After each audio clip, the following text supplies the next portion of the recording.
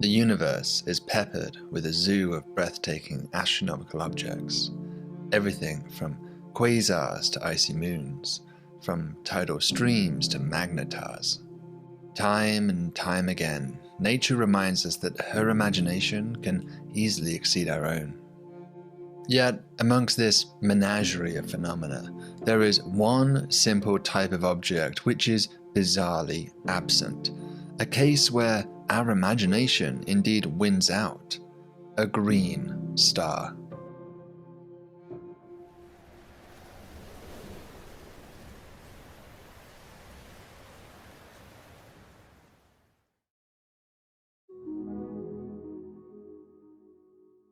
The physics of light teaches us that green is one of the three primary additive colors, along with red and blue.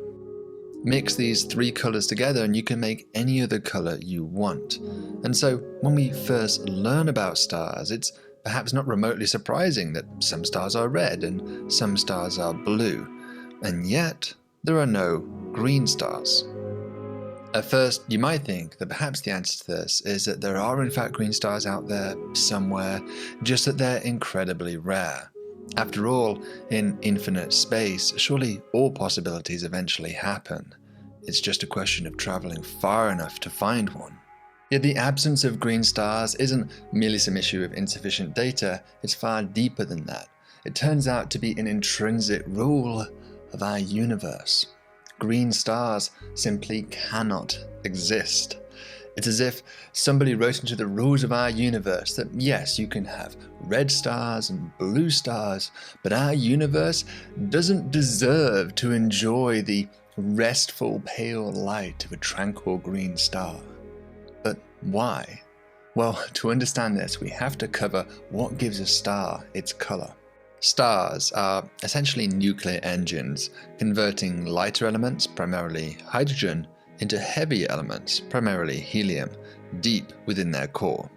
The thermal energy released keeps the inner core incredibly hot, over 10 million Kelvin. The outer, inert layers absorb some of this heat too through radiation and convection, and the outermost layer of the Sun is about 6,000 Kelvin. Almost all of the atoms inside a star have been ionized because of the high temperatures involved. So what this means is that the protons and the electrons have been separated to form this kind of plasma soup. Now, photons, as they try to pass through this plasma, will strongly interact with the ions, so much so that the plasma is essentially opaque to visible light. So that means that we can't actually see the inner layers of the Sun. The outer layer fully blocks our view and has no transparency. Thus, when we look at a star, its appearance, including its color, is completely governed by that outermost layer known as the photosphere. So really, rather than saying there are no green stars, we should really say there are no green photospheres, since that is the only part of the star that we can actually see. Okay, fine, but what gives photospheres their color then? Or really, I guess a more precise way of framing this would be to ask, in what ways does light get released from this photosphere layer? There's three basic ways in which light can be released from a given strata of matter: transmission, reflection, and emission. Now, we've already discussed how stars are mostly a plasma, which means that they have negligible transparency and reflection. Light just gets absorbed by the ionized material. So that leaves us with emission only. Molecules can release radiation through all sorts of interesting processes, such as transitions between different vibrational modes within the molecule. But a star is just too hot for any of that. The extreme heat just rips apart these molecules into their constituent atoms. Now, atomic transitions, they can still occur, but the vast majority of a star's energy is released through the most basic process: thermal radiation. To an excellent approximation, stars just emit in the same way that an idealized black body would. That means that the distribution of how much high energy and low energy photons are produced, known as the emission spectrum, is conveniently governed by a single parameter: its temperature. This curve, known as the Planck or black body function, is one of those topics that our Columbia physics students get to wrestle with in their freshman year. It's an incredibly important physics concept, but sadly one that we just don't have time to dive into deeply today. However, a great way to learn more about this concept is through our sponsor, Brilliant. Brilliant is an online learning platform that promotes education by problem solving and practical examples rather than just memorization. Brilliant's interactivity allows you to develop your intuition of otherwise abstract concepts by exploring intuitive examples. By watching how outcomes change as initial conditions are modified, you experience the principles of science firsthand. The astrophysics course on Brilliant includes a section on radiation and the black body function, as well as additional sections on atomic spectra and how energy is produced inside stars, all topics that I've only been able to touch on briefly in this video. Brilliant have poured a lot of energy into the optimization of education here, making learning a richly enjoyable experience. So you can subscribe and help us out by using the link brilliant.org/coolworlds, and the first 200 of you to use that link will get 20% off the annual premium subscription. Now, for the purposes of this video, the most important thing about the Planck function is that no matter what temperature we choose, it always has the same basic shape. It starts from 0, rises up to some peak, and then slowly drops back down again. This immediately tells us that black bodies, and thus photospheres, and thus stars, do not emit light at just one wavelength, one color of light. No, they emit at many colors simultaneously. And yet most of the wavelengths are completely invisible to us. Our eyes can't see X-rays and ultraviolet, nor can they see infrared and radio waves. What we see, the color, is governed by the shape of the blackbody curve within this tiny little slither corresponding to the visible band. The overall basic shape of the Planck function is really always the same, except that it shifts over to higher energies as the object's temperature rises. Here I'm showing you what the disk of a star would look like as we change its stellar temperature. On the right, I'm showing you the location of the star's color on an RGB color wheel. As you can see, the increasing temperature changes the star's color from red to white to blue, but gracefully, it avoids green. With what we've discussed so far, we're actually ready to get some understanding as to why green stars don't exist, indeed, why they can't exist. The visible part of the spectrum can be further subdivided into 3 colors: red at the low energy end, then green in the middle, and then finally blue at the highest energy. Now, in this visible region, the black body spectrum can really just do one of 3 things. If we have a very hot star, then the spectrum is shifted over to the high energy side, and thus, within the visible region, we will be looking at the declining tail part of the Planck function. Okay, so what does that mean? Well, it means that we have a little bit of red, a bit more green, and lots of blue. So, hot stars tend to look more blue than anything else. Alternatively, let's take a very cool star. Now the peak occurs in the low energy region, and thus the part of the Planck function falling within the visible band is the rising portion. So this means that we have lots of red, some green, but hardly any blue. Thus, overall, red wins and we get a reddish looking star. Okay, so that's 2 very different possibilities and yet still no green star. But perhaps you might be thinking that there is some middle ground here. Perhaps we can tune this to create finally our harmonious green hue. Let's try setting the peak of this curve right in the middle of the green band. That would correspond to a star whose photosphere was about 5,400 Kelvin. Now, as we can see here, it peaks in the green, but it's still overall pretty flat in the visible region. That means that there's still quite a bit of red and blue light mixed in here. In fact, with a bit of math, we can calculate that the star produces about 15% of its total light in the green band, but 13% in the red and 13% in the blue. And if you add roughly equal amounts of red, green, and blue together, well, then you get white light. In fact, this is indeed the case for our sun. It peaks close to green light here, but still appears white to us, at least if you're in space. That's because of this contaminating contribution of the red and blue components. The only way that we can make a star genuinely appear green would be if we could keep the peak of this function in the middle of the green band, but simultaneously compress it down, kind of squish that function so it peaks more heavily in the green wavelengths. But of course, with the Planck function, as we've already discussed, there is only one controlling parameter, the temperature. There's just nothing else that we can change here to possibly create that desired squishing effect. Remarkably, that statement is true even if we try to change the constants of the universe itself. In the Planck function, we have the following three constants that we could consider varying. These are fundamental constants of the universe.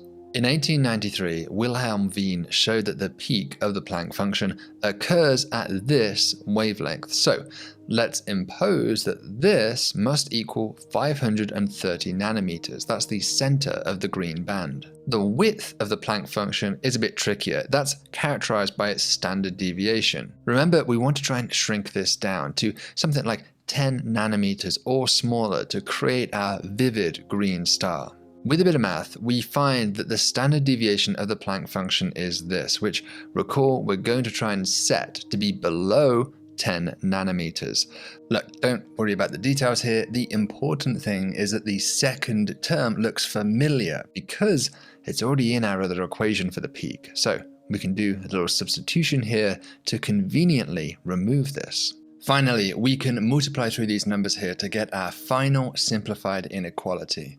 Remember that this represents our requirement for a universe to create a green star. It states that we need 900 nanometers to be smaller than 10 nanometers. But of course, it's not. In fact, it's almost 100 times bigger. And note that I didn't even choose constants of the universe here, they all just cancelled out.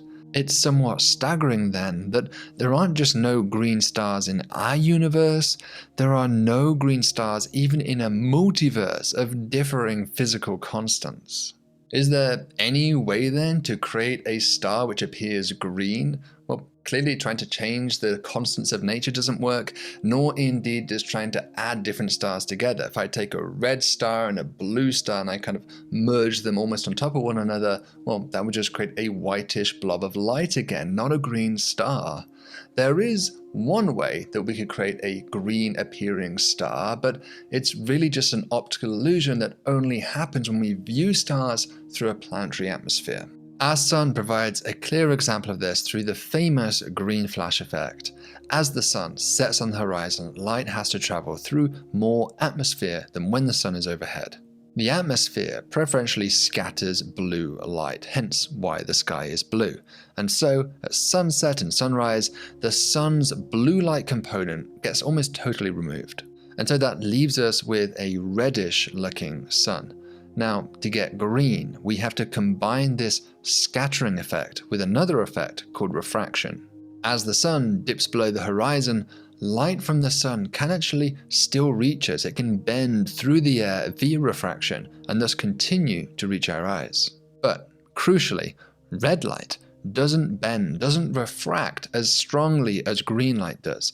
So what that means is that there's a certain angle at which the red light isn't bending enough, it gets blocked off by the horizon, thus leaving us just with the green light component. In practice, the sun dips behind the horizon pretty quickly, and so this effect doesn't last very long, sometimes just a few seconds, hence the name, the green flash. In the same way then, we can imagine that a bright sun-like star, but not the sun itself, that is setting on the horizon could also appear green via the same effect. But remember, this is just a temporary optical illusion. In deep space, dust clouds can sometimes interact with light too, but it's difficult to imagine how such clouds could conspire to create the same effect in a persistent way. It really does seem as if nature prohibits green stars to grace our skies. Now, in a way, there's actually presents kind of an interesting opportunity. Because look, we have established that to the best of our knowledge of the laws of physics as we know them, nature cannot produce green stars. It simply can't do that. And so if we ever did see a green star out there in the universe, well, it cannot be natural. It would have to be an artificial effect. Somebody must have done that to that star. And look, it's not even that technically difficult to imagine how that would happen.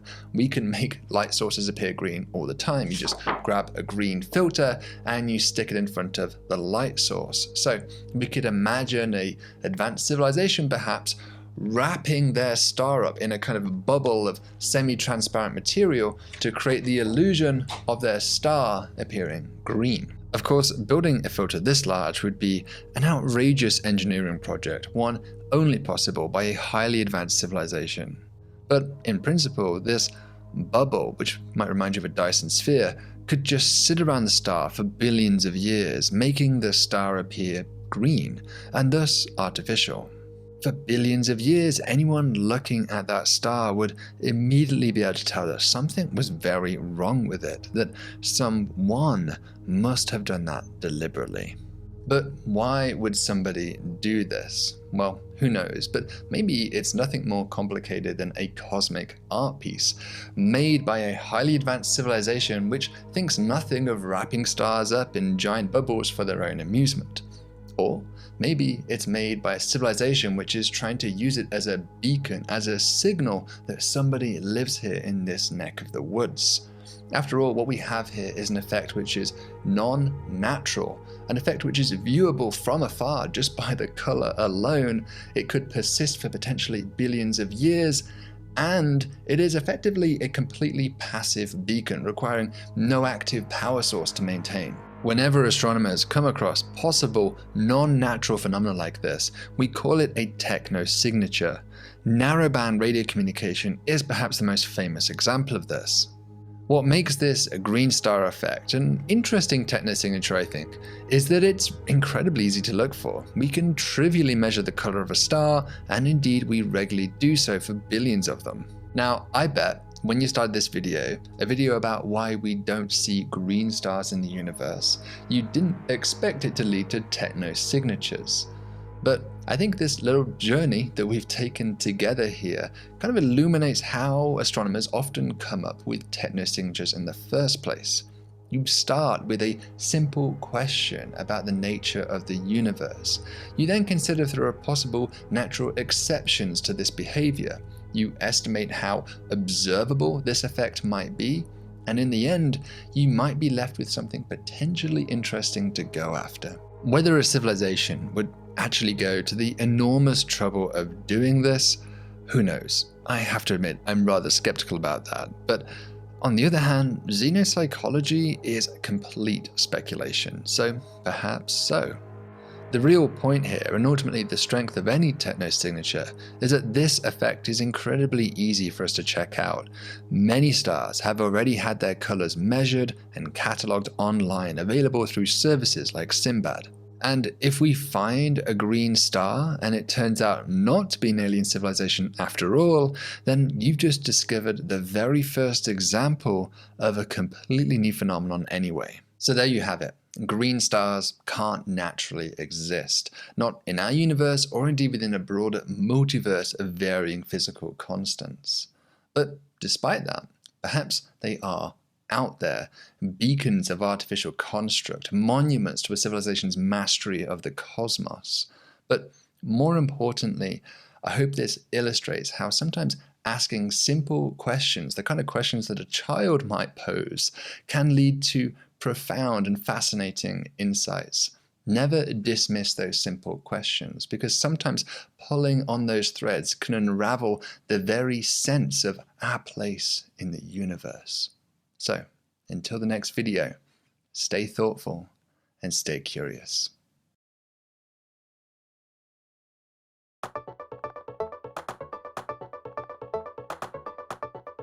Thank you so much for watching this video, everybody. If you liked it, then be sure to click the subscribe button down below, so of course you get access to all of our future videos too. And if you really want to help us out, then you can become a regular supporter of our research group, the Cool Worlds Lab, by clicking the link up above, where you get access to special perks as a member of our team. Thanks for sticking to the end on this one, and until next time, have a cosmically awesome day.